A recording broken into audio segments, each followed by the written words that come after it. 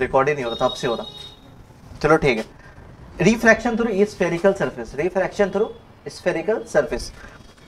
हमें सबसे पहले बात करना है कि ये हमारे पास अब दूसरा एनसीईआरटी में भी इस टॉपिक से स्टार्ट होगा चैप्टर, जो कि पहला रिफ्रैक्शन सरफेस, जो कि हम लोग इससे पहले जितने भी रिफ्रैक्शन सरफेस पर रहते थे वो प्लेन था। चाहे वो प्रिज्म था, प्रिज्म में भी जो जहां पे रिफ्रैक्शन हो रही थी वो सरफेस कैसा था, प्लेन था। चाहे हमारा बॉल वाला जो केस था, हम लोग मछली को देख रहे थे, वो वाला सरफेस पे भी कितना क्या प्लेन था। बट अब हमें कर्व सरफेस लेना है। जिस सरफेस पे रिफ्रैक्शन होगी वहां पे वो सरफेस कैसा है, कर्व सरफेस है। ये भी देख लो, यहां पे भी ये कर्व सरफेस है। सबसे पहला डेफिनेशन, पोल क्या होता है? पोल वो होता है जहां से हम लोग कोई भी ऑब्जेक्ट डिस्टेंस या फिर इमेज डिस्टेंस को मेजर करते हैं, ठीक है। तो पोल हमें पता चल गया, इसका पी ये है, इसका पोल वो है। सेंटर ऑफ कर्वेचर क्या है? ये जो स्फीयर जो तुम देख रहे हो, ये एक स्फीयर का पार्ट होगा, ये एक स्फीयर का पार्ट होगा, और इस स्फीयर का जो सेंटर होगा ना, उसी को हम लोग कहेंगे सेंटर ऑफ कर्वेचर, ठीक है। ये वाला भी हो गया। अब रेडियस ऑफ कर्वेचर क्या होता है? Line joining pole to the centre of curvature, उसको हम लोग क्या कहते हैं? Radius of curvature. या तो तुम लोग ये भी बोल सकते हो the spherical surface of which the sphere is the part, और उसका जो रेडियस है उसी को हम लोग क्या कहते हैं? रेडियस ऑफ कर्वेचर कहते हैं। अब प्रिंसिपल एक्सिस क्या होता है? पोल से जो लाइन जो पास होती है थ्रू सेंटर ऑफ कर्वेचर, जहां पे हम लोग कोई भी इमेज रखते हैं या वहां पे ऑब्जेक्ट रखते हैं, उसको हम लोग क्या कहते हैं? प्रिंसिपल एक्सिस कहते हैं। अब क्या हमारा अपर्चर क्या है? इसका जो डायमीटर है ना, ये वाला, इसको हम लोग अपर्चर कहते हैं। इसका जो ये वाला जो डायमीटर है, तुम लोग लेंस को देखोगे ना, लेंस का जो डायमीटर है ना ऊपर से लेके नीचे तक, उसको हम लोग क्या कहेंगे? अपर्चर कहेंगे। ये वाला क्या अपर्चर है? अपर्चर है, ठीक है। ये वाला हो गया इतना दूर तक।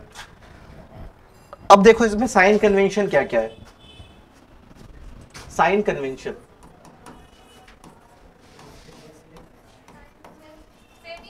सेम होगा, मिरर जैसा ही होगा, बट लेंस के लिए भी हमें बताना पड़ता है क्योंकि टी दिया रहता है एनसीईआरटी में।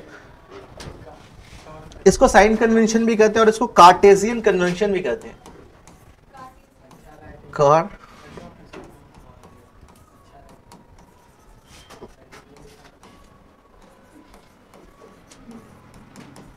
या फिर इसको कार्टेशियन कन्वर्जन भी कहते हैं। अब बस तुम लोग बताओ, all distance are measure from pole होगा या नहीं? All distance are measure from pole, तो सबसे पहला होगा all distance are measure from pole. All distance are measure from pole. The distance measure in the direction of incident ray is positive. The distance measured in the direction of incident ray is positive. इसका मतलब क्या है? यह हमारा कोई spherical surface है जहां पे रिफ्रैक्शन हो रही है, और यहां पे कोई मैंने ऑब्जेक्ट रखा है ओ, इससे रे आ रही है, ऐसे करके रे आ रही है, यहां पे सरफेस का नॉर्मल, और रे ऐसा चला गया। ये वाला जो इंसिडेंट रे है, ये वाला डायरेक्शन हम लोग क्या लेंगे? पॉजिटिव लेंगे। और इसके विपरीत डायरेक्शन, मतलब कि इसका ऑपोजिट डायरेक्शन को हम लोग क्या लेंगे? क्या लेंगे? नेगेटिव लेंगे। तो तीसरा यही है, the distance measure in opposite direction of incident ray, मैं आई रे लिख रहा हूं, इंसिडेंट रे इज नेगेटिव। ये चौथा हो गया। और पांचवा क्या था? पांचवा ये है, पांचवा ये distance above the principle of, हाँ ये तीसरा है। चौथा क्या हमारा? The distance above the principal axis is, distance above the principal axis is positive और distance below the principal axis is negative। चौथा ही है, the distance above the principal axis is positive, मतलब कि अगर मान लो ये प्रिंसिपल एक्सिस है, इसके ऊपर जो ऑब्जेक्ट अगर बनेगा या इमेज बनेगा वो पॉजिटिव होगा, और इसके जो नीचे में बनेगा वो कैसा होगा? नेगेटिव होगा। इस पॉजिटिव, और डिस्टेंस बिलो का क्या होगा? Below is negative, below principal axis is negative, distance below principal axis is negative. इतना हो गया। अब हम लोग फॉर्मूला देख लेते हैं कि इमेज कैसे कैसे बनेगा, क्या क्या होगा उसका, ठीक है।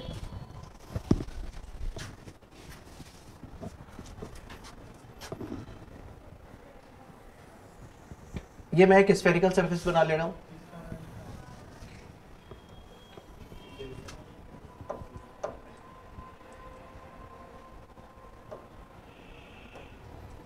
ये क्या है, प्रिंसिपल एक्सिस है।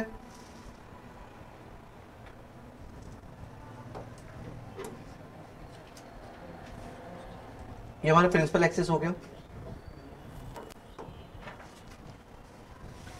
यहां पे मैं कहीं मान लेता हूं मेरा ऑब्जेक्ट है, ठीक है। यहां पे कहीं मेरा ऑब्जेक्ट है, मैं मान लेता हूं। और ये वाला मैं मान लेता हूं कोई पॉइंट है जो इस कर्व सरफेस का सेंटर ऑफ कर्वेचर होगा, ठीक है। इस ऑब्जेक्ट का मुझे पहले इमेज बनाना है। इस ऑब्जेक्ट को इमेज बनाने के लिए हमें कितनी रे की जरूरत होगी? मिनिमम 2 रेज की जरूरत होगी। एक रे इसकी इधर आई, बाहर का मीडियम एयर है, अंदर का मीडियम डेंसर है, तो रे किस तरफ मूव करेगी? टुवार्ड्स द नॉर्मल मूव करेगी। और एक बात हम लोग जानते हैं, सर्कल का जो ये होता है, सर्कल का क्या, सर्कुलर का जो नॉर्मल जो निकलता है वो उसके सेंटर से पास करते हैं, पता है या नहीं? जैसे कि सर्कल का जो नॉर्मल, अगर कोई भी सर्कल पे अगर हम लोग नॉर्मल, अगर स्फेयर है, अगर उसका नॉर्मल अगर हम लोग खींचेंगे उस सरफेस का, तो वो हमेशा उसके सेंटर से पास करेगा, ठीक है।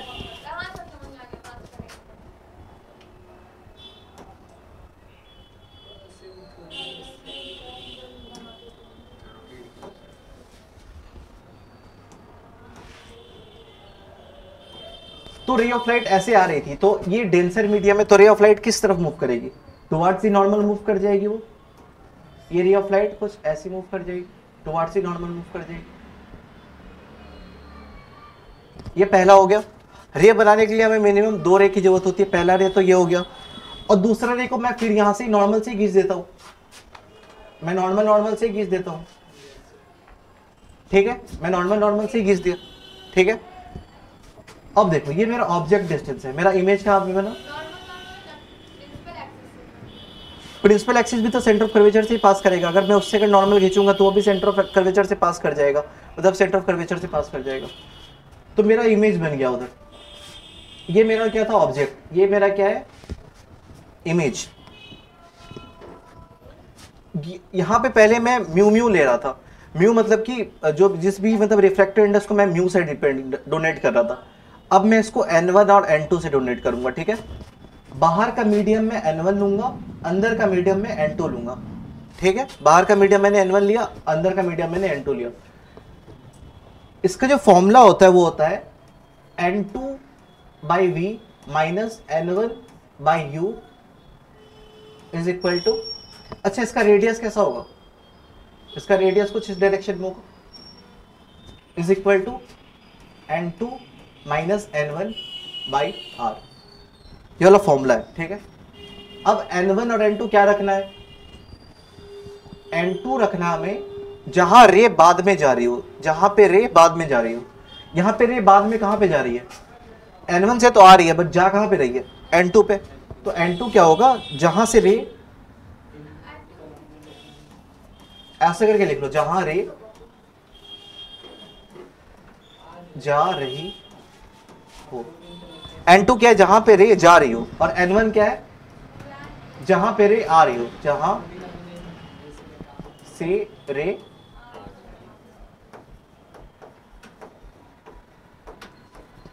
n1 और n2 ज्यादा रिफ्रैक्टिव इंडेक्स, अगर कहीं पे तुम्हारा दिया हुआ है कि मीडियम जो है उसका रिफ्रैक्टिव इंडेक्स 1.5 है, तुम कभी ऐसा सोच लियो कि n2 के जगह पे जिसका ज्यादा दिया हुआ है क्या उसको रख दूं, वो मत करना। बस ये बात दिमाग में रखना, n2 का क्या है? जहां से रे, जहां पर रे जा रही हो, और n1 क्या है? जहां से रे आ रही हो। यहां पे मेरा ऑब्जेक्ट कहां पे था? n1 मीडियम में था, उससे रे निकल के आ रही थी, उससे रे निकल के आ रही थी। रे या कहां पे निकल के आ रही थी? n1 से निकल के आ रही थी। और ये जा कहां पे रही थी? n2। n1 और n2 क्या है? रिफ्रैक्टिव इंडेक्स है। अभी तक मैं उसको म्यू से डिनोट कर रहा था ना, क्योंकि यहाँ पे 2 बार म्यू आ जाएगा, ऑब्जेक्ट डिस्टेंस में म्यू आ जाए तो दिक्कत होगा समझने में, इसलिए मैंने n1 और n2 से डिनोट कर दिया इसको, ठीक है। n1 है जहां से रे, अच्छा n1 बाई यू, यू क्या ऑब्जेक्ट डिस्टेंस और v क्या है इमेज डिस्टेंस, v है मेरा इमेज डिस्टेंस और v u मेरा क्या है ऑब्जेक्ट डिस्टेंस, r क्या है मेरा radius of curvature. Radius of curvature भी कैसे करके लेना है, रेडियस ऑफ कर्वेचर भी कैसे करके लेना है बताओ, पोल से लेना है। और इंसिडेंट रे के अलग, अगर ऑपोजिट डायरेक्शन होगा तो नेगेटिव हो जाएगा, और इंसिडेंट रे के जैसे कि इंसिडेंट रे यहाँ पे कैसे आ रही थी, ऐसे करके आ रही थी, तो ये वाला जो डायरेक्शन होगा ये पॉजिटिव होगा, और इसका जो नेगेटिव जो डायरेक्शन होगा वो क्या होगा नेगेटिव होगा। यहाँ पे ऑब्जेक्ट कहाँ पे नेगेटिव में यू में रखा हुआ है, पॉजिटिव यू में रखा हुआ है नेगेटिव, और इमेज कहाँ पे बनी है प्रिंसिपल एक्सिस के उधर बनी है, मतलब कि इंसिडेंट रे के डायरेक्शन में बनी है तो वो पॉजिटिव होगी। क्वेश्चन कर ले इस पे।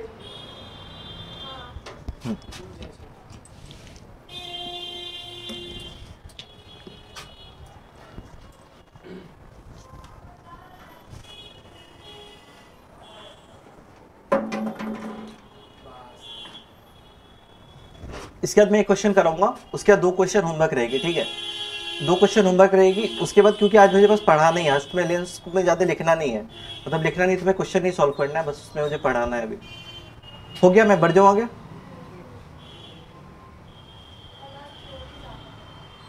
हाँ थ्योरी है, क्योंकि अगर मैं लेंस का इमेज फॉर्मेशन नहीं बताऊंगा तो लेंस पे क्वेश्चन कैसे करोगे, है ना।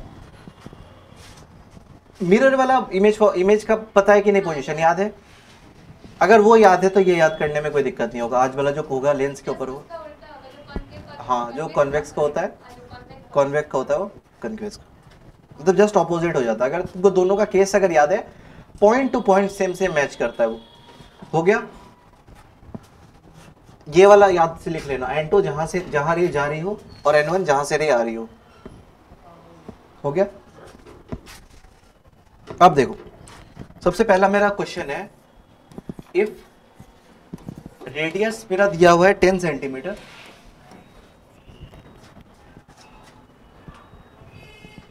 फाइंड पोजीशन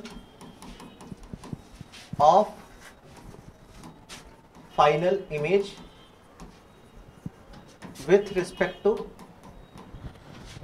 पोल। पोल के रिस्पेक्ट में हमें बताना है कि इमेज जो है कहां पे बनेगा। हमारा रे डायग्राम एक दिया हुआ है,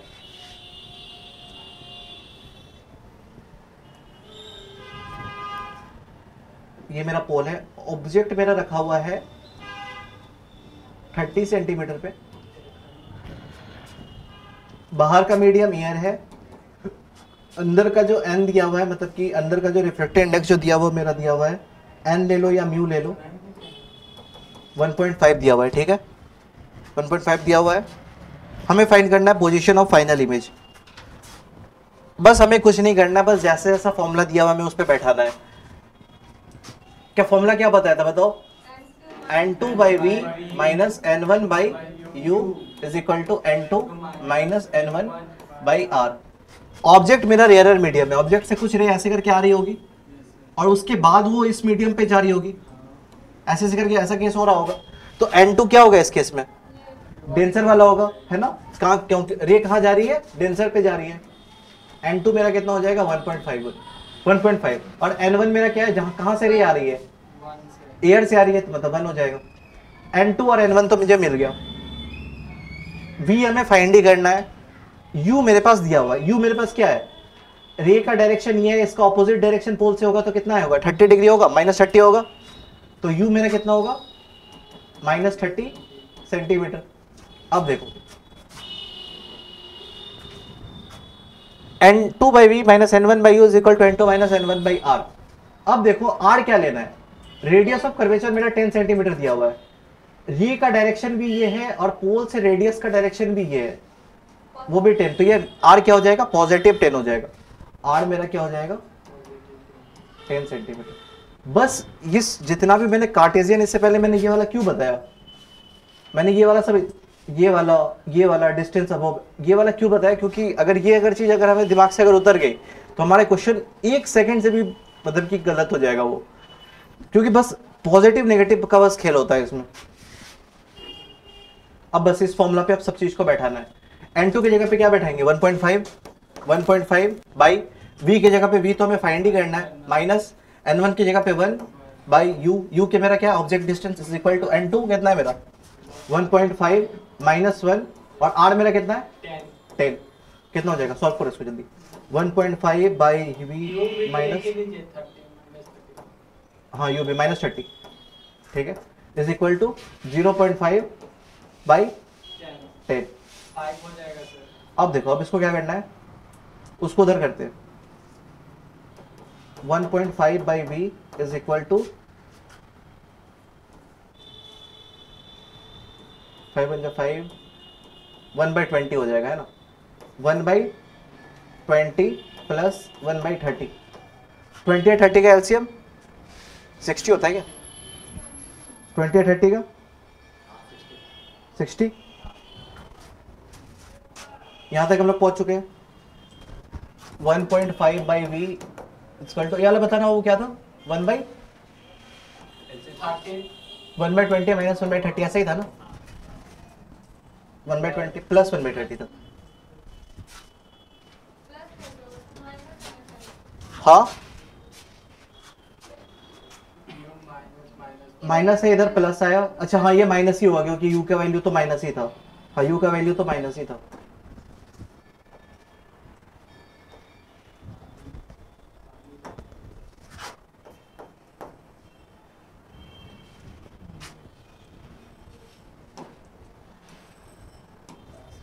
हाँ और 20/30 का कितना होगा 60, 3 माइनस 2 1.5 बाई वी कितना हो जाएगा 1/60, 1.5 बाई वी, वी मेरा कितना हो जाएगा 1.5 इंटू 60, 65 का 75,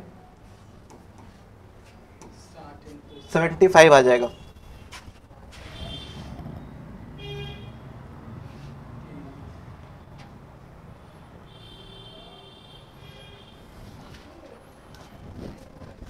फिफ्टीन सिक्स 90 होता है ना, हाँ 90, तो वी मेरा कितना आ गया 90 सेंटीमीटर, मतलब इमेज मेरा कितना कहाँ पे बनेगा 90 सेंटीमीटर पे बनेगा, मतलब कि इमेज का डायरेक्शन मेरा क्या आ गया पॉजिटिव, वी मेरा कितना आया पॉजिटिव आया, ऑब्जेक्ट मेरा इधर बना था नेगेटिव में बना था और इमेज मेरा कहाँ पे बना है प्लस 90 पे बना है, पोल से 90 में बना है। इमेज का नेचर कैसा है रियल है इसमें, ठीक है, इमेज का नेचर कैसा है रियल है, लिख लिया इसको, लिखना है, हाँ क्वेश्चन लिख लो, इसका 2 क्वेश्चन होमवर्क है, ठीक है।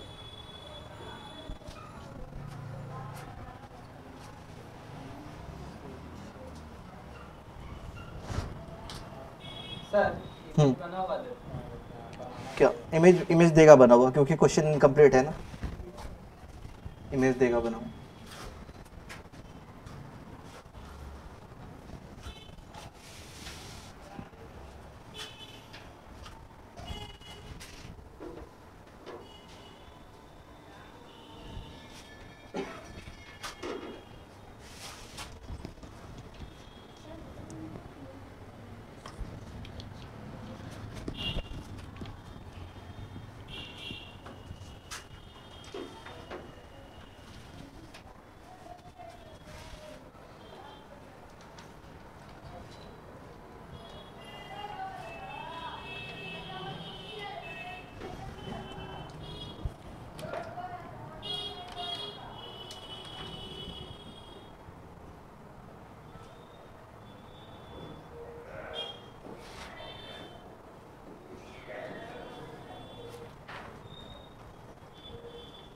हो गया,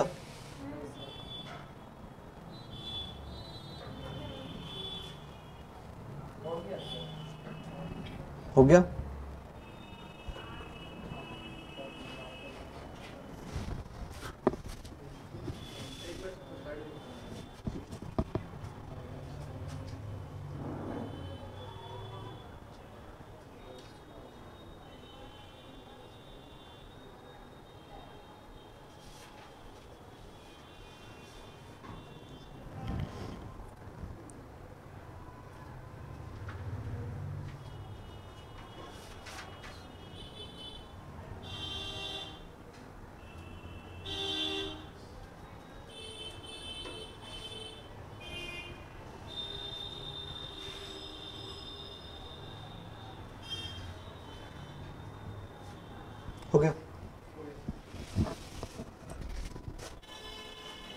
अब देखो ये वाला क्वेश्चन एक लिख लो, वो क्या है, अ लाइट, साथ में लिखते जाना, ठीक है।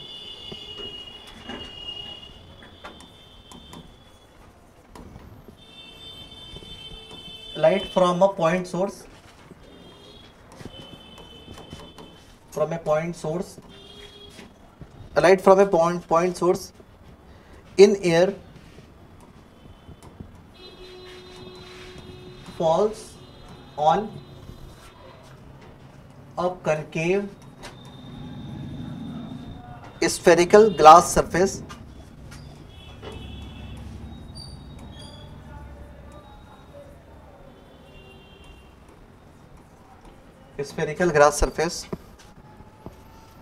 जिसका मेरे पास म्यू दिया हुआ है मेरा 1.5 और मेरा ROC मतलब रेडियस ऑफ कर्वेचर मेरा दिया हुआ है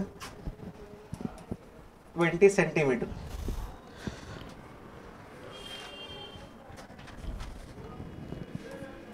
object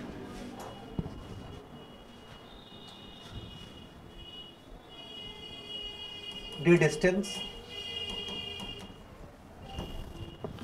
of light source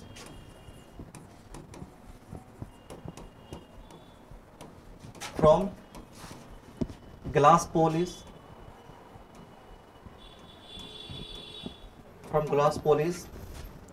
100 centimeter. Find position of image.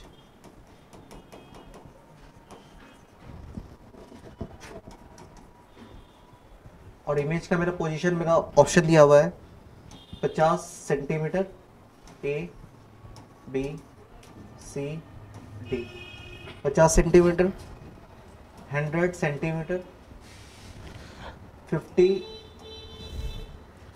-50 centimetre, 75 centimetre. इस क्वेश्चन को लिख लो।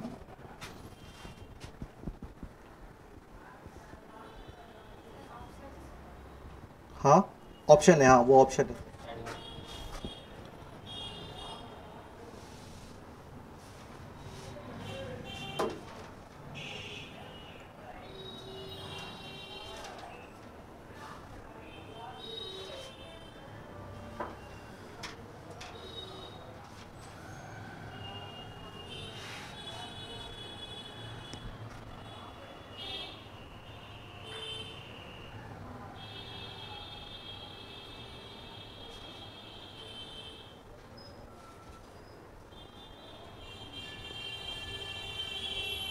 हो गया,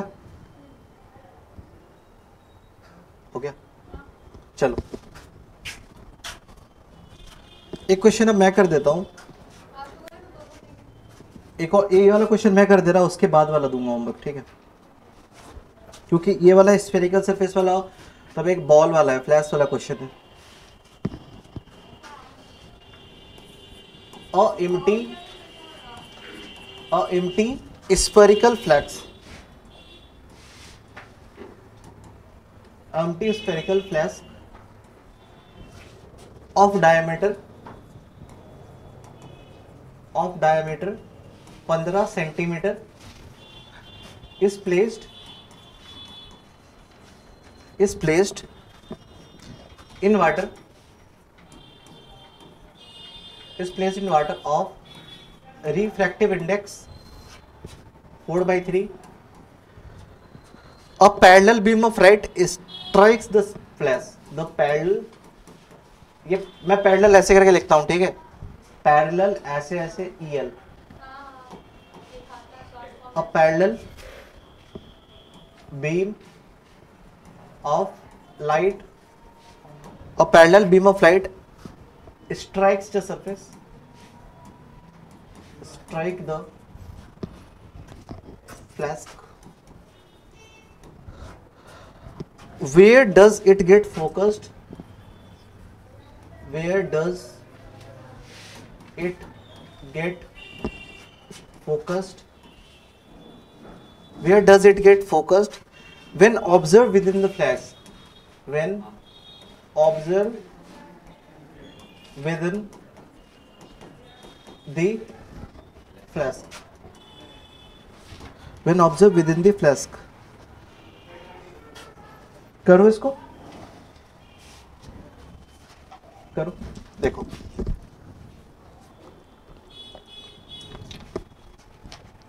ये मेरा क्या बोल रहा है ना कि मैंने एक एम्प्टी स्फेरिकल फ्लास्क जो है, एक एम्प्टी स्फेरिकल में फ्लास्क ले रहा हूं।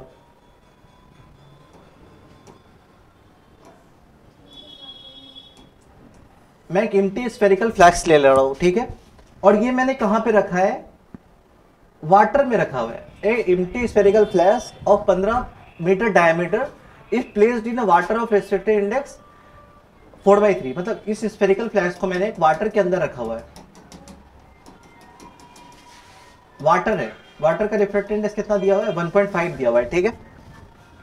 अब parallel beam of light strikes the surface, parallel beam of light आ रही है, पैरेलल बीम ऑफ लाइट आ रही है, ये सरफेस को स्ट्राइक कर रही है, ठीक है, सरफेस को स्ट्राइक कर रही है, और हमें बताना है कि, और हम इसको अंदर से देख रहे हैं, इस इमेज को अंदर से देख रहे हैं, मतलब कि जहां पे भी इमेज बनेगा ना मैं उसको इस फ्लैश के अंदर से बैठ के देखूंगा।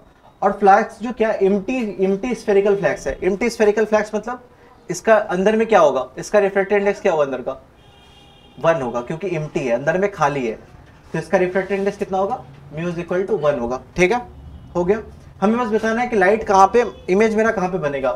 फॉर्मूला तो है हमारे पास, पहले फॉर्मूला लिख लो, n2 by v minus n1 by mu is equal to n2 minus n1 by r। n2 मेरा क्या होगा,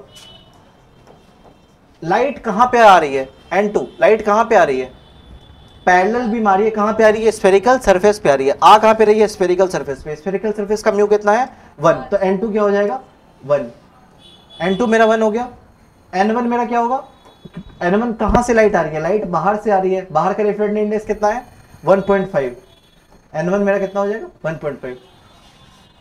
v हमें फाइंड ही करना है, u हमें बताना है u क्या होगा, पैरेलल बीम ऑफ लाइट आ रही है तो इसका u क्या होगा, इन्फिनिटी, क्योंकि इन्फिनिटी से ही पैरेलल बीम ऑफ लाइट आती है, तो u मेरा क्या हो जाएगा, u मेरा हो जाएगा इन्फिनिटी।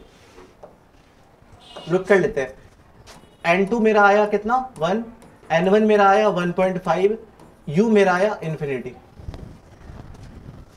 हमें इसका डायमीटर नहीं दिया हुआ था, हमें इसका स्फेरिकल सरफेस का डायमीटर दिया हुआ था, हमें इसका रेडियस निकालना पड़ेगा ना इस फॉर्मूला में पुट करने, तो उसको डिवाइडेड बाय 2 कर लेंगे, तो कितना दिया हुआ है, डायमीटर 15 सेंटीमीटर दिया हुआ है, तो कि क्या हो जाएगा, प्लस 15/2 सेंटीमीटर होगा या माइनस 15/2।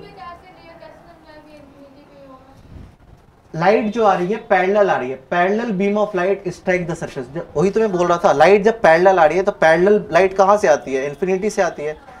मैंने एक बार बात रिपीट किया रहा इसको, अच्छा ध्यान नहीं दिया, कोई बात नहीं, हो गया इतना चीज हो। अब देखो आर मेरा क्या हो जाएगा, प्लस 15/2 सेंटीमीटर, आर मेरा कितना हो जाएगा, प्लस 15/2 सेंटीमीटर। अब बस फॉर्मूला में पुट करो, n2 by v minus n1 by u is equal to n2 minus n1 by r. n2 मेरा कितना है, 1.5, n2 मेरा 1 है, हाँ, 1 बाई वी, और n1 मेरा कितना है, 1.5, लाइट आ कहां से रहा है, लाइट आ कहां से रहा है, लाइट आ रहा है इन्फिनिटी से, और किसी भी 1/∞ है तो उसका वैल्यू क्या आ जाएगा, 0 के बराबर ही आ जाएगा, इज इक्वल टू n2 क्या है मेरा 1, और n1 मेरा कितना है 1.5, n2 मेरा कितना है 1.5, और r मेरा कितना होगा 15/2 हो जाएगा। ये वाला पूरा टर्म तो भाई 0 ही हो गया, ये 0 ही हो गया ना, 1/∞ is equal to 0, 1/v is equal to 0.5, 1 minus 1.5 वाला 0.5, 15 इंटू 2,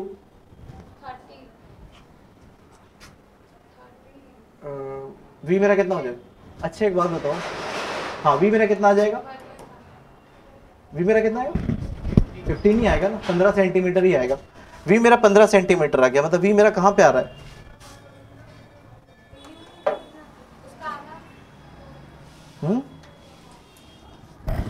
रुको एक बात रुको, अच्छा मैंने इसका रिफ्रैक्टिव इंडेक्स ना 1.5 ले लिया, रिफ्रैक्टिव इंडेक्स 4/3 दी हुई है वाटर की, अगर 1.5 लेके करोगे तो वो बनेगा आएगा, अगर 4/3 लेके करोगे तो ये वाला आएगा।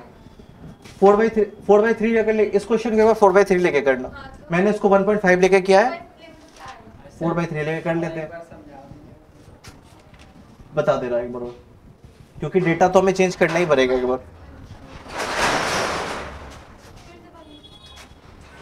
बाहर का मीडियम का रिफ्रैक्टिव इंडेक्स कितना है? 4/3। N2 लाइट कहां से कहां आ रही है? बाहर से अंदर की तरफ आ रही है। अंदर का मीडियम कैसा है? एयर है, तो 1 हो जाएगा। और N1 मेरा लाइट कहां से आ रही है? रेयर से, डेंसर से आ रही है, मतलब वाटर से आ रही है। वाटर का रिफ्रैक्टिव इंडेक्स कितना है? 4/3। तो यहाँ पे 1.5 नहीं होगा, इसकी जगह पे होगा 4/3। बस इस कैलकुलेशन बस N1 की वैल्यू को बस चेंज करनी है। 1.5 की जगह पे हम क्या लेंगे? 4/3 लेंगे। अब गलत नहीं है ना, 4/3। बाकी सारा सही है, बाकी सारा इसमें कोई दिक्कत नहीं है। अब देखो इसको कर लेना, कंप्लीट कर लेना।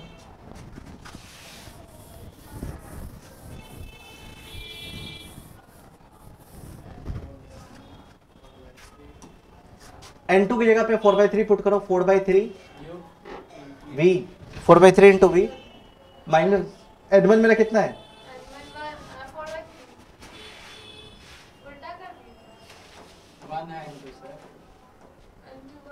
1/V minus 4/3 U is equal to N2 मेरा कितना है? 1 माइनस 4/3 डिवाइडेड बाई 15/2। सब सही है। अब करो इसको solve. 1/V is equal to minus 4 minus 4/3U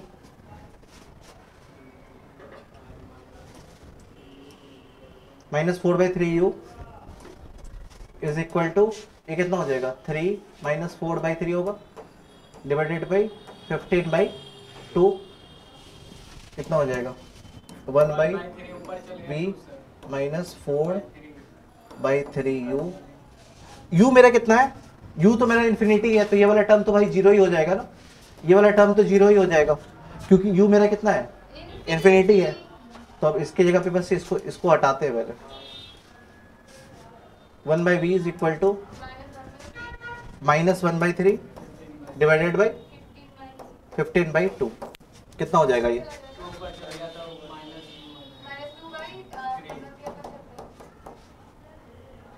75 ऊपर में चला जाएगा 2 इंटू 2। तो V मेरा कितना है? 2 होगा कि 6 होगा? हाँ 75 ऊपर में आएगा, 2 आएगा। तो V मेरा कितना आया? V मेरा कितना आया? माइनस 75/2 आया। ठीक है, अब इसको सॉल्व करो। कितना आया? कितना आएगा? 75/2 करो।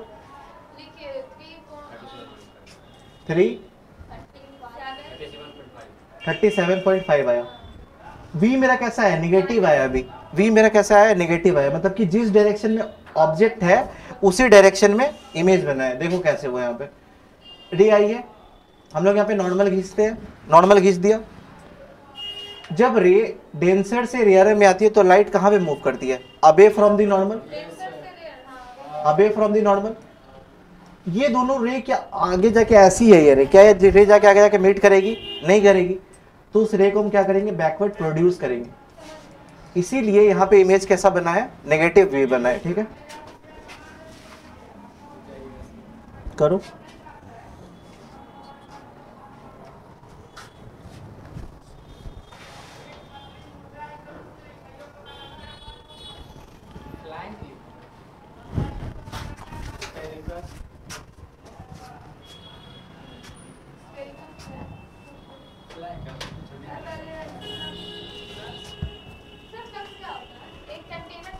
हाँ बॉल देखा है ना, उसी तरह ही होता है। कांच का गोला भी देखा होगा, उसी तरह होता है बस। अच्छा एक बात बताओ, 15/3 जब मैंने 75 लिख दिया तुमने हाँ भी बोल दिया। 15/3 जब 45 होता है ना।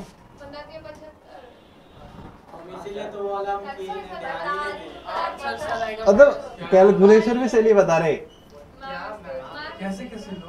कैसे लोग यार बताओ। यहाँ पे जो भी आएगा 75/75/2 ही नहीं होगा, बस 45/2 होगा। बस उसको बस करेक्ट क्लियर कर लेना, 45/2 हो जाएगा। तो v मेरा कितना आ जाएगा, 2 to the 4 22.5 माइनस 22.5, ठीक है। अब मुझे बोला था मैं इसको अंदर से देख रहा हूं, मैं इसको क्या कर रहा हूं, मैं इसको अंदर से देख रहा हूं, मैं इसको अंदर से देख रहा हूं। अंदर से तो पोल से तो ये 22.5 पे बना है, बट ये अंदर से कितने दूर बनेगा, अंदर का रेडियस कितना है यहाँ पे 15/2 मतलब कितना हो जाएगा, 15/2 मतलब 7.5। तो अंदर से अगर मैं देखूंगा तो कहाँ पे दिखेगा मुझे, 22.5 प्लस 7.5 यहाँ पे बोला है। नहीं, where does the light get focused when observer within the flash. हाँ, फ्लैश के ऊपर अगर हम लोग नहीं बोला है तो मैं ये मान लूंगा कि ऑब्जेक्ट से सेंटर ऑफ कर्वेचर पे है, क्योंकि यहाँ पे और कोई डेटा तो दिया हुआ नहीं है, बस ये बोल रहा है कि अंदर में है, विद इन द फ्लैश से देख रहा है। तो अंदर से अगर मैं तुम्हें 3-4 अगर स्पेस बताऊं, अगर मैं वहां पे बता दिया कि ये सेंटर ऑफ कर्वेचर है, तो तुम अंदर से तो उसके रिस्पेक्ट में बताओगे ना। तो 22.5 प्लस 7.5 कितना हो जाएगा, 30 सेंटीमीटर फ्रॉम ओ यहां से ना, पोल से तो 22.5 हमारा करेक्ट आया था, ओ पोल से तो मेरा 22.5 पे आया था। बस इसमें कैलकुलेशन का ही था, बस क्वेश्चन ही नहीं लिखा, लिखो।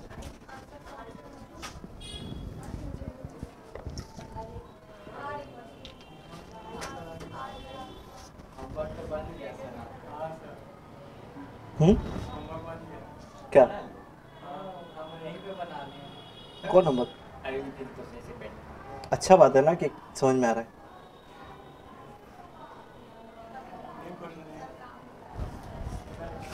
हो गया, लिख लिया।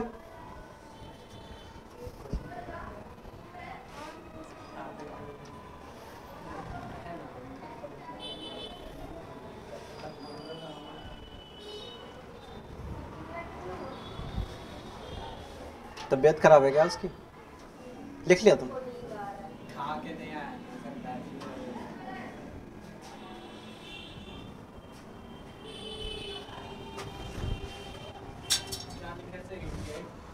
हाँ, gate focused when observer is with in the flash.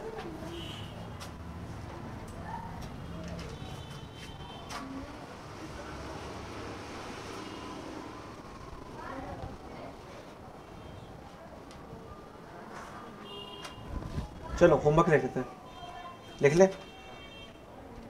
Solve खुद से करना उसको, बस यहां तक लिख लो, ठीक है। NV ये सब लिख लो, होमवर्क ये मेरे साथ लिखते जाना। अ डस्ट पार्टिकल, क्या हुआ बोल, अ dust particle O is inside the sphere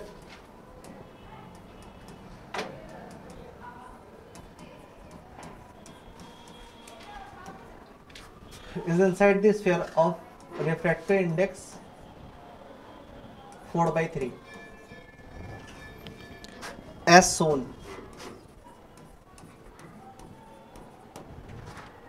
Where does it appear to observer?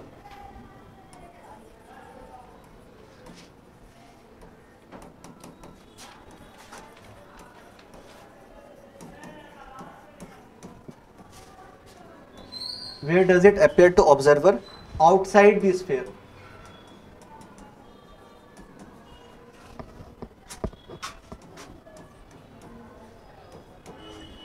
या मैं बाहर से कहां पे ऑब्जर्व होगा, इसका मेरे पास ये दिया हुआ है,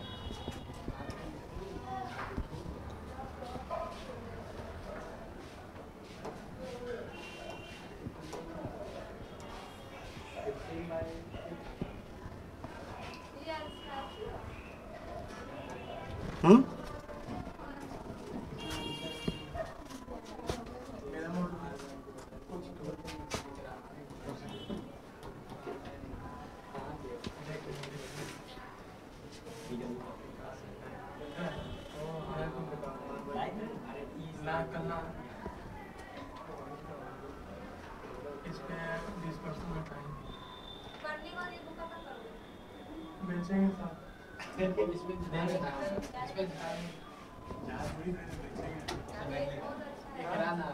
हो गया चल, ये देखो सैलेड बस बाद में खाना जब।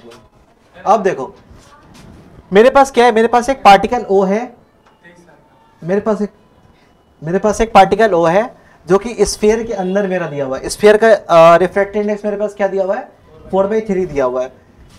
एक स्फीयर है, उसके अंदर में मेरा एक क्या दिया हुआ है, एक पार्टिकल है, ठीक है। और वो पार्टिकल स्फीयर के अंदर का मुझे रे डायग्राम वगैरह सब दिया हुआ है। सेंटर ऑफ कर्वेचर या फिर रेडियस ऑफ कर्वेचर मेरा 15 सेंटीमीटर दिया हुआ है। ऑब्जेक्ट सेंटर ऑफ कर्वेचर से ऑब्जेक्ट जो 5 सेंटीमीटर दूरी पे है, मुझे ये फाइंड करना है कि हमें ये O जो है वो कहाँ कहाँ पे दिखेगा। एक ये वाला यूनिट से हम लोग देखेंगे इस चीज को, 5 सेंटीमीटर दूर है, सेंटर ऑफ कर्वेचर से 5 सेंटीमीटर दूर है।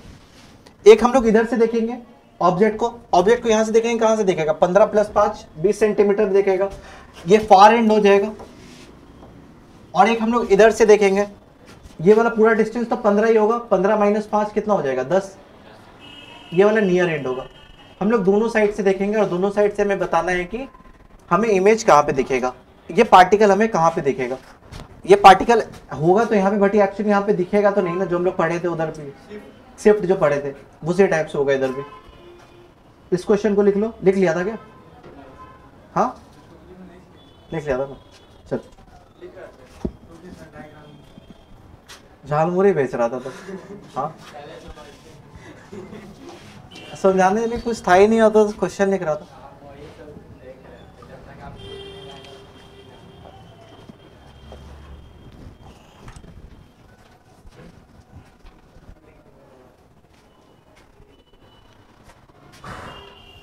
हो गया, ये वाला डायग्राम बना देना क्योंकि डायग्राम ही दिया हुआ है।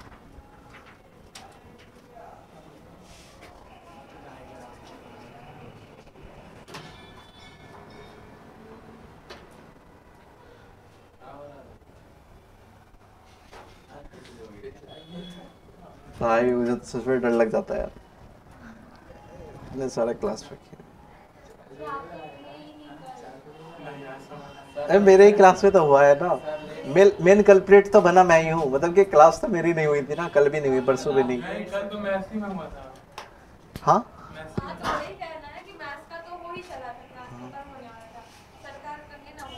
आखिरी का ट्रांसमिशन हुआ था। चल हो गया। इसमें लैटरल मैग्निफिकेशन का जो फॉर्मूला होता है ना, लैटरल मैग्निफिकेशन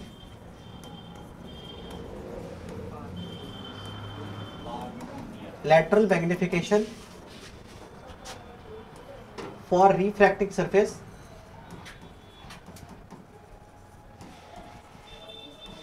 का फॉर्मूला होता है m का मैंने एक तो फॉर्मूला पता ही है, h of height of image divided by height of object. ये तो हर जगह पे लगाना है, मिरर में भी लगाना है, लेंस में भी लगाना है। इसका एक और फॉर्मूला होता है, magnification is equal to n1/u n2/v, या फिर इसको ऐसे भी लिख सकते हो n1/n2 v/u।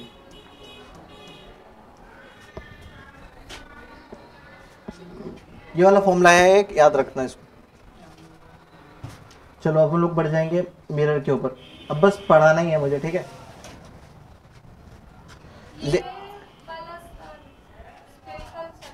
हाँ स्फेरिकल, ये अभी तक जो हमने जो वाला ये सब जो पढ़ा ना, अगर ये वाला सब अगर दिया रहेगा तब ये वाला फॉर्मूला, अगर मैग्निफिकेशन फाइंड करने बोलेगा तो हम लोग ये यूज करेंगे। हो गया,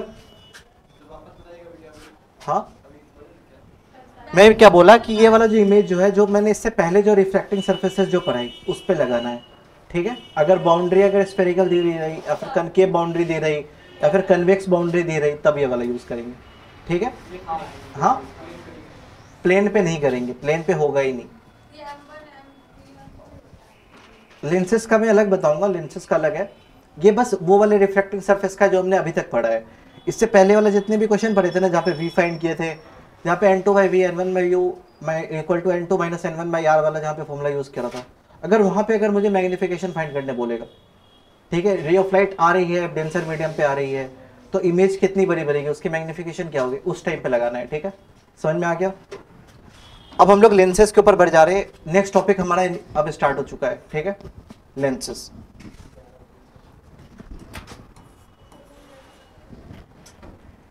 बस सुनते जाओ, ठीक है, बस सुनते जाओ।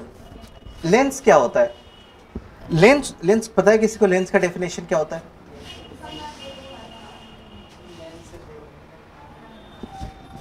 लेंस का डेफिनेशन होता है a lens is a transparent media.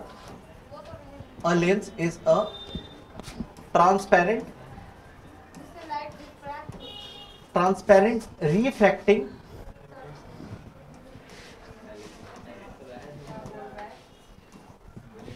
सुनो नहीं, a lens is a transparent refracting media bounded by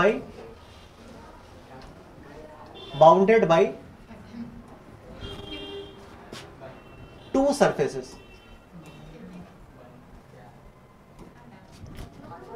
one of which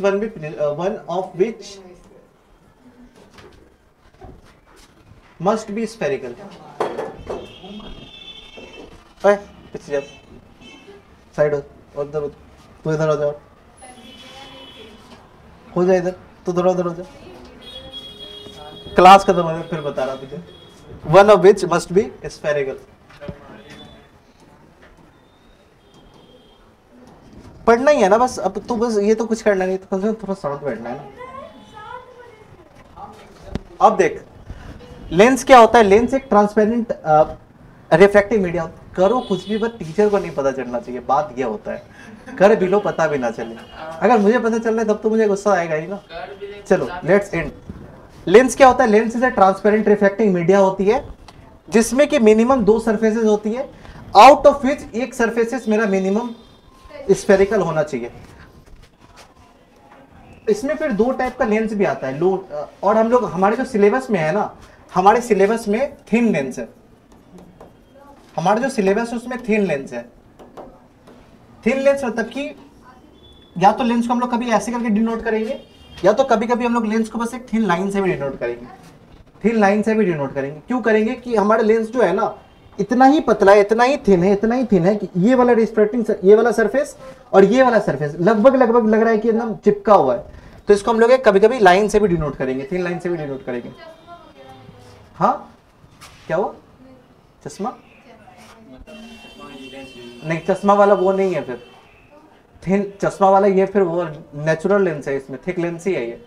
thin lens मतलब कि हमारे सिलेबस में थिन लेंस माना गया है। थिन लेंस मिलेगा मतलब बहुत पतला जो लेंस होता है ना, जैसे मतलब ऐसा लेंस मान लो जिस, नहीं उसमें भी बड़ा बड़ा लेंस होता है, उसमें तो और बड़ा होता है। मतलब हमारे सिलेबस में ये चीज मतलब एनसीईआरटी पॉइंट में दी हुई है। क्यों दी हुई है मैं ये भी बताऊंगा, ठीक है।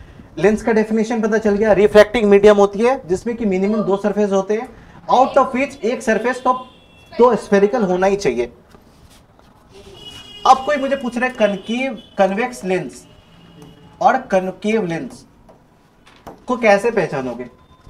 कैसे पहचानोगे? अगर दो लेंस दे दिया गया, ये चीज तुम्हारा जो ये होगा, क्या कहते हैं उसको, वाइवा होता है ना एक, उसमें पूछा जाएगा। उसमें बाहर से एग्जामिनर आएंगे और वो पूछेंगे कि बाहर से एग्जामिनर आएंगे, वो कॉलेज के नहीं, वो तुम्हारे स्कूल के नहीं रहेंगे, बाहर से आएंगे। वो बोलेंगे कि तुमको दो लेंस दे देंगे, वो बोलेंगे कि तुम बताओ कौन सा कनकेव है, कौन सा कन्वेक्स है।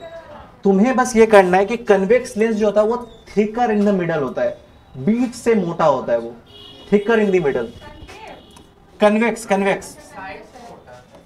एंड साइड से पतला होता है।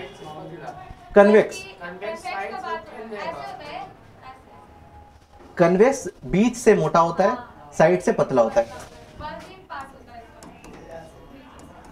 Thicker in middle and narrower in edge. अब देखो, मुझे लेंस बनाना था। मुझे लेंस बनाने के लिए मिनिमम कितनी लाइट की जरूरत थी? मिनिमम दो सरफेसेस की जरूरत थी। एक सरफेस मेरा क्या होना चाहिए? स्फेरिकल होना चाहिए। अगर मुझे ये वाला लेंस अगर दे दिया गया है, बीच से देखो ये मोटा है और एज से जाते जाते ये नैरो होते जा रहा है, तो ये कौन सा लेंस हो गया? कन्वेक्स लेंस हो गया। और ये कन्वेक्स लेंस में कौन वाला लेंस है? बाई कन्वेक्स लेंस है। बाई कन्वेक्स मतलब कि दोनों सरफेस जो है वो कन्वेक्स है। एक इक्यू कन्वेक्स भी होता है। इक्यू कन्वेक्स क्या होता है, वो भी बाई कन्वेक्स ही होता है, बट इसका भी रेडियस और इसका भी रेडियस बराबर होता है, मतलब कि स्फेरिकल कोई सरफेस। बाई कन्वेक्स जो है नहीं, बाई कन्वेक्स का एक radius R1 not is equal to R2 हो सकता है, बट इक्यू कॉन्वेक्स में इक्यू बोल ही दे रहा है, इक्यू कॉन्वेक्स मतलब कि R1 is equal to R2, ठीक है, ऑलवेज। इसमें बाई कन्वेक्स में हो, अगर बाई कन्वेक्स में अगर इक्वल रेडियस हो गया तो हम लोग उसको इक्यू कन्वेक्स बोलेंगे। अगर नहीं हुआ, अगर दोनों सरफेस अगर स्फेरिकल है तो हम लोग उसको क्या कहेंगे, इसको ये नहीं बोल सकते। एक होता है प्लेनो कॉन्वेक्स, एक साइड इसका प्लेन रहता है, क्योंकि हमें तो लेंस बनाना है, लेंस बनाने के लिए हमें मिनिमम 2 सरफेसेस की जरूरत होती है, जिसमें से कि हमारा कोई एक सरफेस मेरा स्फेरिकल होना चाहिए। एक सरफेस इसका स्फेरिकल हो गया, एक सरफेस नहीं है तो कोई दिक्कत नहीं। और ये कैसा क्या हुआ, और ये कैसा मतलब कि लेंस है, ये भी कन्वेक्स लेंस है, क्योंकि थिकर इन द मिडल है और नैरो इन द बॉटम है। इसको हम लोग लेंस कहते हैं प्लेनो कन्वेक्स, प्लेनो कन्वेक्स, हाँ प्लेनो कन्वेक्स, तबियत खराब होगा उसका, प्लेनो कन्वेक्स, ठीक है। हमें नेचर ऑफ लेंस कैसे पता चलेगा, नेचर ऑफ लेंस कैसे कैसे पता चलेगा, कभी मेरे पास दिया प्लेनो कनकेव दिया हुआ है, प्लेनो कनकेव दिया हुआ है, कनकेवो कन्वेक्स दिया हुआ है, लास्ट वाला जो नेम होगा ना वही उसका नेचर डिफाइन करेगा। प्लेनो कन्वेक्स है तो लास्ट वाला जो नेम है वो में उसका नेचर डिफाइन करेगा। प्लेनो कन्वेक्स हो गया, एक होता है कनकेवो कन्वेक्स,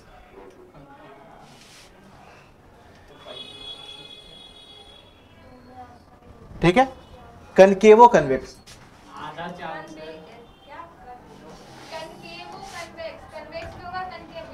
उसमें एक सरफेस जो होगा वो कनकेव होगा और एक सरफेस इसका कन्वेक्स होगा, बट इसका नेचर कैसा होगा, बट इसका नेचर जो होगा वो कन्वेक्स वाला नेचर शो करेगा। अब कनकेव का बात कर लेते हैं। कनकेव क्या होता है, थिनर इन द मिडल होता है, thinner in the middle and thicker in the edge में थिकर होता है। बस इसको ये कर लेना, ये देखो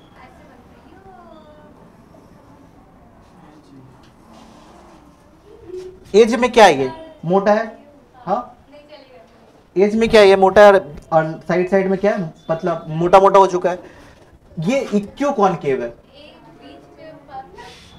पहले इसको ये कर लेते, पहले बाई कनकेव कर लेते। बाई कनकेव, बाई कनकेव मतलब ये भी किसी सर्कल से बना होगा, ये भी किसी सर्कल से बना होगा और ये वाला भी किसी सर्कल से बना होगा। बाई कनकेव मतलब R1 और R2 क्या है, बराबर नहीं है। R1 नाच ले नाच ले नाच ले, R1 और R2 है, ठीक है। मन नहीं लग रहा क्या, हम लोग तो लग रहा है, हम लोग को तो लग रहा है। R1 not equal to R2 होगा, ठीक है। ये होगा बाई कनकेव होगा। इक्यू कॉनकेव क्या होगा, दोनों जो सरफेस जो उसका रेडियस क्या हो, इक्वल हो, इक्यू कनकेव। इक्यू कनकेव एक होता है प्लेनो कनकेव, एक सरफेस इसका प्लेन रहे, ऐसा होगा प्लेनो कनकेव। प्लेनो कनकेव ये हो गया मेरा प्लेनो कनकेव। और इसका नेचर कैसे पता चल गया, और इसका नेचर कैसे पता चल गया हमें, नेचर हमें पता चलेगा, इसका जो बाद वाला जो नेम है हमें उससे पता चलेगा इसका नेचर क्या है। एक होता है कन्वेक्सो कनकेव,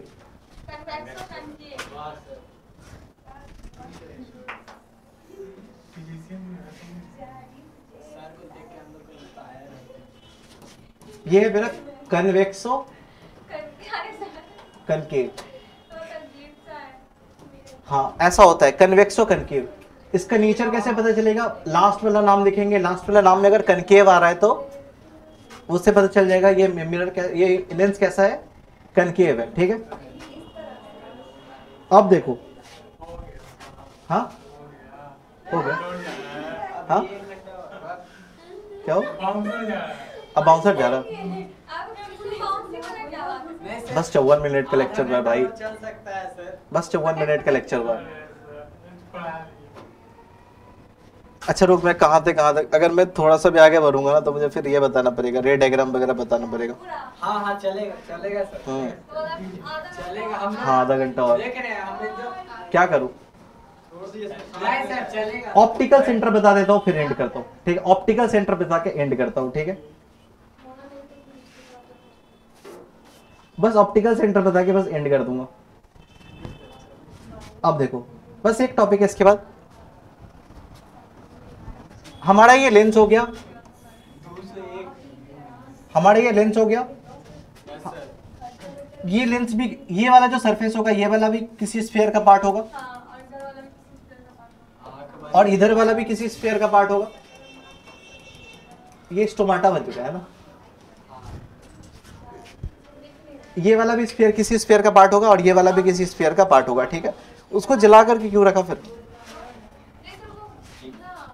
ये वाला भी किसी स्फीयर का पार्ट होगा, इसका कुछ रेडियस ऑफ कर्वेचर होगा R1, और इस सरफेस का भी कुछ रेडियस ऑफ कर्वेचर होगा R2, ऐसे करके। एक होता है हमारे पास ऑप्टिकल सेंटर। क्या ऑप्टिकल सेंटर दोनों लेंस का सेंटर होता है? हमेशा इट्स ट्रू नॉट ट्रू। तो सबसे नेक्स्ट डेफिनेशन जो आता है, एक होता है ऑप्टिकल सेंटर। जैसे कि हम लोग जो भी लेंस, जब हम लोग मिरर जब पढ़ रहे थे, ऑब्जेक्ट का डिस्टेंस कहाँ से ले रहे थे? पोल से ले रहे थे। बट अब हम लोग मिरर पे एंटर कर चुके हैं। मिरर पे हम लोग जो भी, अब हम लोग लेंस पे पहुंच चुके हैं। लेंस पे हम लोग कोई भी अगर ऑब्जेक्ट डिस्टेंस लेंगे या फिर इमेज डिस्टेंस लेंगे, वो कहाँ से लेंगे? ऑप्टिकल सेंटर से लेंगे। अब पोल वाला कंसेप्ट अब हटा देना है। जैसे कि पोल जो था वो मिरर का सेंटर पॉइंट था, बीच वाला पॉइंट था। क्या लेंस में भी क्या ये केस ट्रू है? लेंस में ये केस ट्रू नहीं है। हो भी सकता है बट नहीं भी होगा। अब हम लोग बात कर रहे थे इधर उधर दाएं बाएं भी हो। बस 5 मिनट देख लो, अब 5 मिनट देख लो, 5 मिनट, ठीक है। अब देखो ऑप्टिकल सेंटर डेफिनेशन पार्ट है, क्योंकि बोर्ड के लिए इंपॉर्टेंट है, इसलिए देखना पड़ेगा। अगर न्यूमेरिकल रहता मैं अभी छोड़ देता, क्योंकि न्यूमेरिकल ऊपर से जाती है। तो ऑप्टिकल सेंटर क्या होता है? ऑप्टिकल सेंटर क्या होता है? पहले हम लोग इसका पहले डेफिनेशन लिख लेते हैं, ठीक है। A ray of light, a ray of light incident on lens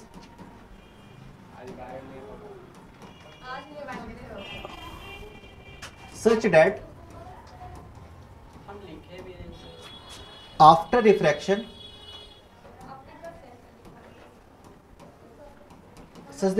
refraction through lens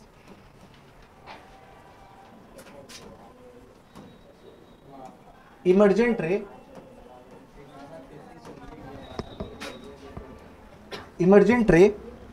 is parallel to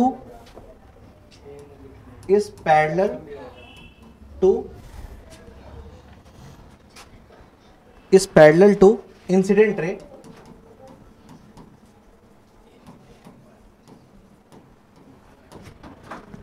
then the point at which refracted ray intersect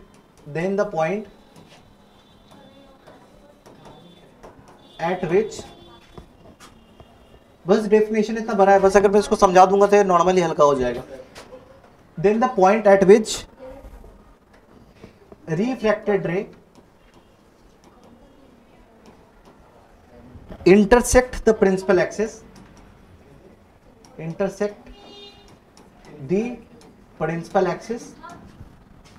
called optical center,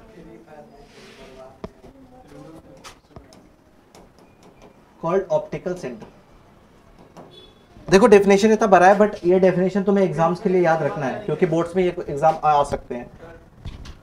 ये एक्चुअली है क्या, बस मैं ये बता, फोटो खींच रहा। हाँ बहुत सही, हम लोग भी कॉलेज में सीखा करते थे, लेकिन फिर उसको कभी जाके लिखते नहीं थे। हमारा भी लेक्चर जब होता था हम लोग पढ़ लिया, फोटो खींच लिया, बस वो फोटो फोन में ही रह गया, वो कभी वो कॉपी में उतरा ही नहीं। कहाँ पे हो? ये वाला refracted intersect the principal axis called optical centre. अब देखो क्या है, हाँ लेंस के बाद क्या लिखे ऊपर? ट्रू लेंस के बाद यार emergent ray is parallel to incident ray. ये देखो, ये मेरा एक लेंस है, ये मेरा प्रिंसिपल एक्सिस है, ये मेरा इंसिडेंट रे आ रहा है, ये मेरा कुछ रिफ्रैक्टेड रे होगा,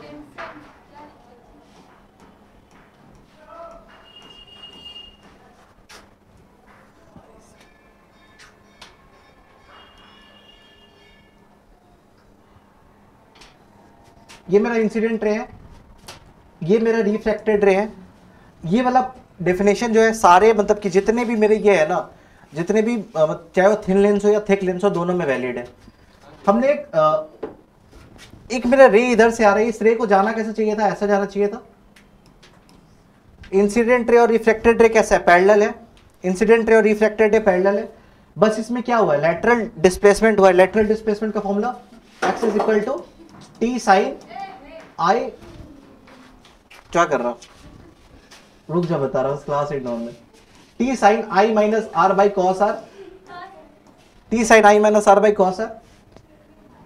लेंस का जो थिकनेस जो है, अगर हम लोग मान लें कि लेंस का थिकनेस अगर 0 हो जा रहा है, लेंस का थिकनेस अगर हम लोग, ये टी साइन, टी क्या था, थिकनेस ही था। लेंस का थिकनेस अगर 0 हो जाएगा तो लेटरल डिस्प्लेसमेंट भी 0 हो जाएगा, मतलब कि रे बस ऐसा ही दिखेगा, है ना। ये वाला जो लेटरल डिस्प्लेसमेंट है x, ये कैसा हो जाएगा, एकदम पतला हो जाएगा, 0 हो जाएगा। बट ये इस केस में इसका जो थिकनेस हमने टी माना है। पहला डेफिनेशन क्या बोला, the ray of light incident on lens, incident करवा दिया after refraction through the lens, refraction भी करवा दिया। The emergent ray is parallel to incident ray, ये इमर्जेंट रे हो गया मेरा, लेंस के बाहर वाला लेंस रे को इमर्जेंट रे कहते हैं। इमर्जेंट रे और इंसिडेंट रे दोनों पैरेलल है। उसके बाद हम क्या करते हैं, the refracted ray intersect on the principal axis, ये वाला रिफ्रैक्टेड रे होगा। ये रिफ्रैक्टेड रे जो जिस पॉइंट पे प्रिंसिपल एक्सिस पे हमें इंटरसेक्ट करेगा, उसी को हम लोग कहेंगे ऑप्टिकल सेंटर, उसी को बोलेंगे ऑप्टिकल सेंटर। ये रिफ्रैक्टेड रे जहां पे प्रिंसिपल एक्सिस पे हमें इंटरसेक्ट करेगा, उसी पॉइंट को क्या कहेंगे, ऑप्टिकल सेंटर कहेंगे। बस यही ऑप्टिकल सेंटर का डेफिनेशन। अब तो लगता है कि उड़ जाओगे, अब कि मौत सी आ रही है ना। चलो अब एंड करते हैं।